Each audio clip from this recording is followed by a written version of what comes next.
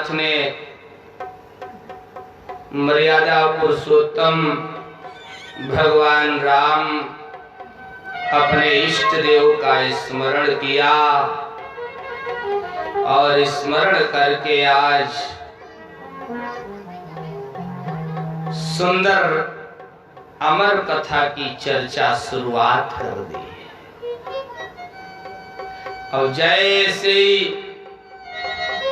प्रेम पूर्वक कथा की चर्चा का शुभारंभ किया,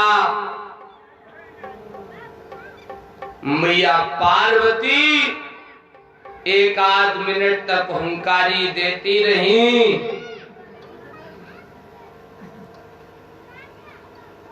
पार्वती निद्रावस्था को प्राप्त हो गई। वृक्ष के छिद्र में एक सुकी का अंडा रखा था।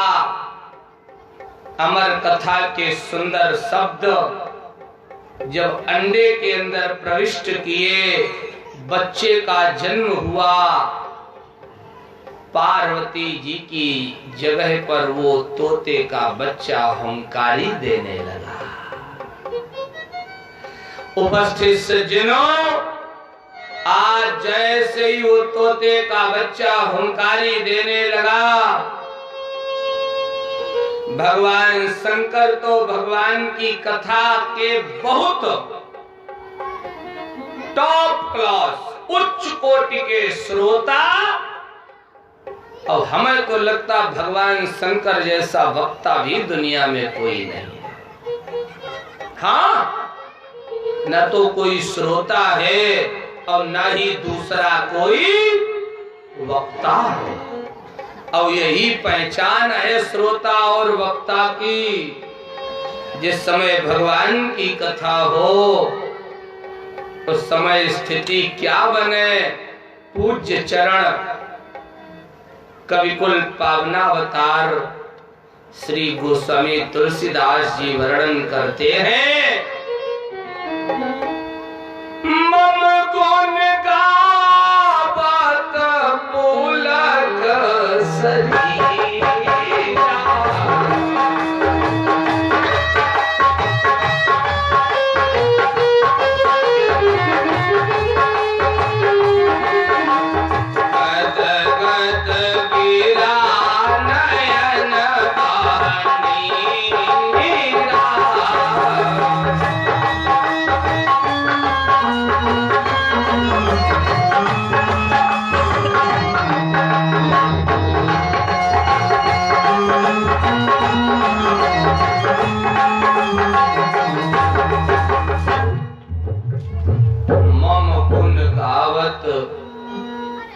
पुलक शरीरा।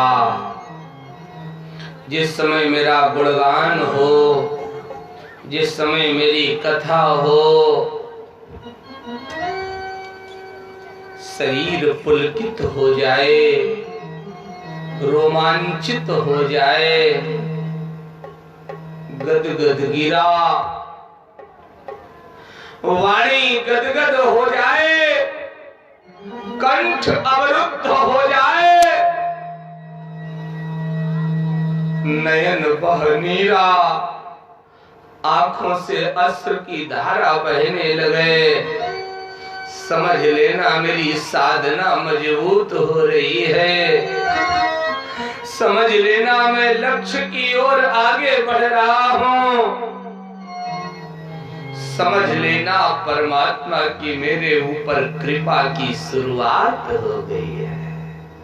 और अगर यह स्थिति ना बने तो समझ लेना मैं जहां था वहीं पर हूं।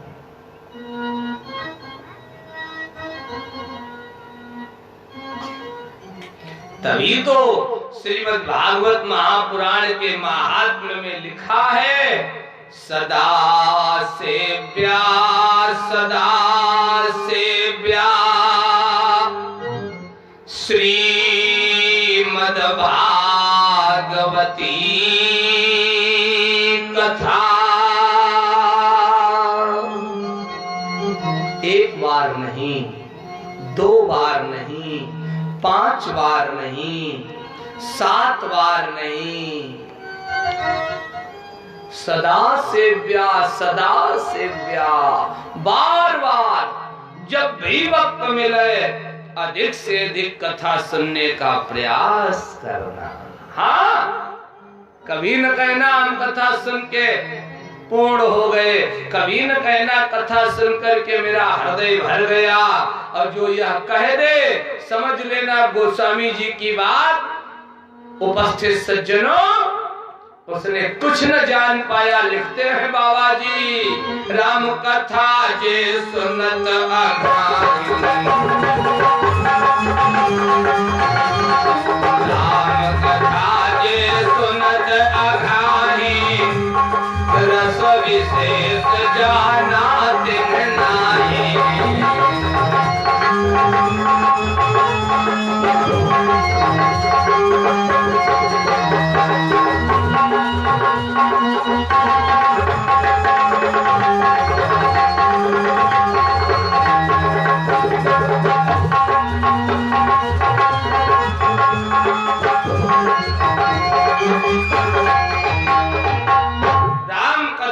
सुनत अघाही, तो रस विशेष जाना तिन नहीं।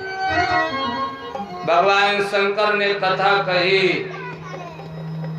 कथा विराम हुई, पार्वती की तरफ मुड़ के देखा, ये तो खर्राटे ले रही।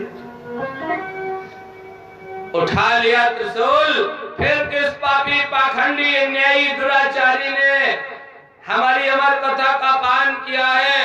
जिस पापी ने इस अमर कथा का पान किया हो बेटा त्रिशूल, ऐसे दुष्ट का जा करके सिर धड़ से अलग कर गया।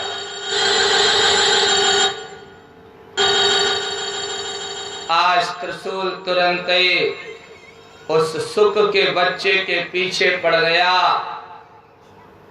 आगे आगे वो सुखदेव जी का सुखी का बेटा तोता भाग रहा और पीछे पीछे त्रिशूल चल रहा। विचार करना, श्रीमद् भगवत गीता, भगवान शंकर जैसा ज्ञानी,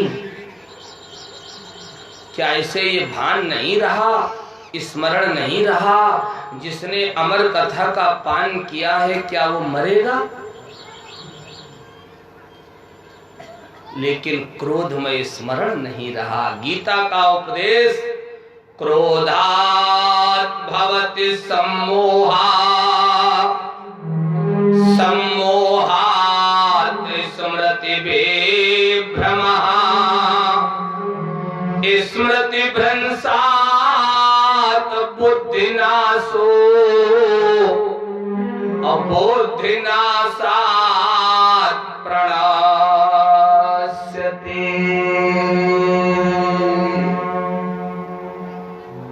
क्रोधात् भवत् सम्मोहा, क्रोधात् क्रोध से मूढ़ता उत्पन्न होती है, और सम्मोहात् स्मृति विभ्रमः, जब मूढ़ता उत्पन्न होती है तो स्मृति में भ्रम हो जाता।